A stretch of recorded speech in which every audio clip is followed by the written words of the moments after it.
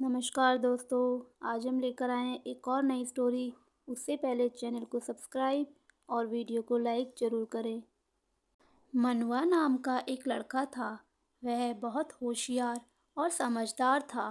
एक दिन मनुआ बड़ी सड़क के साथ वाले मैदान में अपनी भेड़ें चरा रहा था।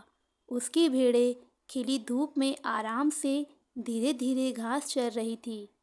वह अपनी छड़ी पर टेक लगाकर खड़ा हुआ था और कुछ सोच रहा था। अचानक उसने अपनी छड़ी फेंक दी और खुशी से उछल पड़ा।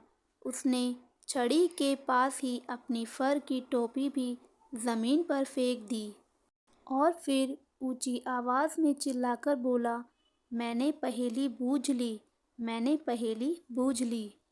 ठीक उसी समय एक अज्ञात नौजवान घुड़सवार सड़क पर जाते हुए दिखाई दिया।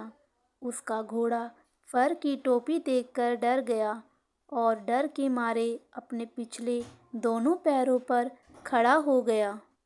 फिर घोड़ा आगे की ओर इतनी जोर से झटका देकर बढ़ा कि घुड़सवार के लिए उसे संभालना मुश्किल हो गया।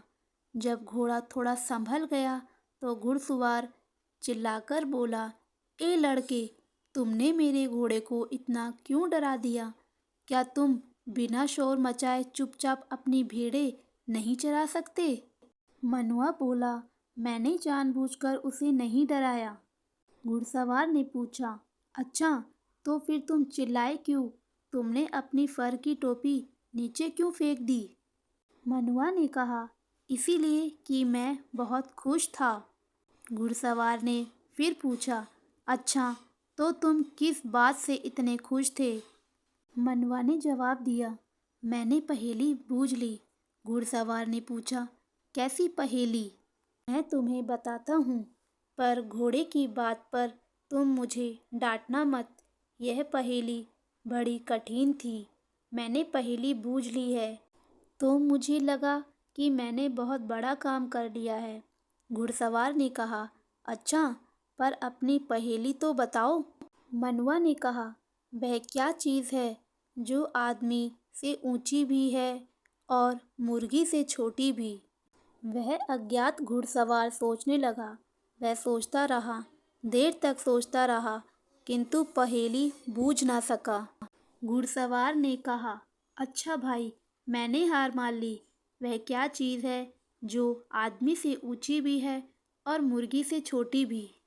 मनुआ ने कहा, जनाब, फर की टोपी। फर की टोपी मुर्गी से छोटी है, पर जब पहन ली जाती है तो आदमी से ऊंची हो जाती है। घुड़सवार ने कहा, तुम वास्तव में बुद्धिमान लड़के हो। अच्छा, अब मेरी बात सुनो। कल इसी समय इसी रास्ते से मैं घर जाऊंगा। तुम यहाँ मेरा इंतज़ार करना। अपनी भेड़ों में से सबसे अच्छी भेड़ मेरे लिए चुनकर रखना। इसके लिए मैं तुम्हें तुम्हारे पिता को जितना भी पैसा मांगेंगे दे दूंगा। पर याद रखना, भेड़ ना सफ़ेद हो, ना काली, ना भूरी और ना ही धब्बों वाली। वह किसी दूसरे रंग की भी नहीं होनी चाहिए। मनुआ ने कहा, ठीक है, मैं तुम्हारे लिए ऐसी ही भेड़ तलाश करूँगा जैसी तुम चाहते हो।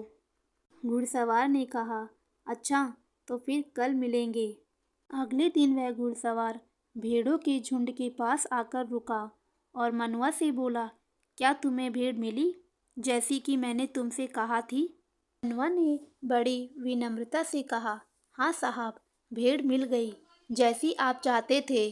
बिल्कुल वैसी ही मैंने उसे बाड़े में बंद करके रखा हुआ है। आप अपना आदमी उसे लेने के लिए भेज सकते हैं, पर आदमी सोमवार को ना आए, ना मंगलवार को, ना बुधवार को, ना बृहस्पतिवार को, ना ही शुक्रवार, शनिवार या रविवार को। वह किसी और दिन आ सकता है। आप जो भी पैसे ठीक समझे, जो भी आपका मन करे, मुझे दे सकते हैं। घुड़सवार हंसने लगा। लड़के के उत्तर से वह बहुत खुश हुआ।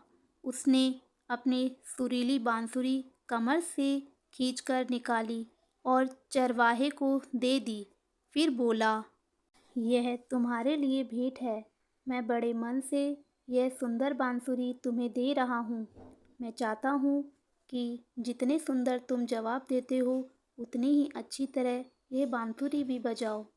अपनी भेड़ों के झुंड की देखभाल करते समय यह बांसुरी अपनी मधुर आवाज़ में तुम्हारा दिल बहलाएगी। यह कहकर घुड़सवार ने अपनी राह पकड़ ली। हमें हर बात का जवाब सोच समझकर और चतुराई के साथ देना चाहिए, अन्यथा हमें कोई भी मूर्ख बना सकता है। वीडियो अच्छी लगी तो लाइक ज़रूर करें। धन्यवाद।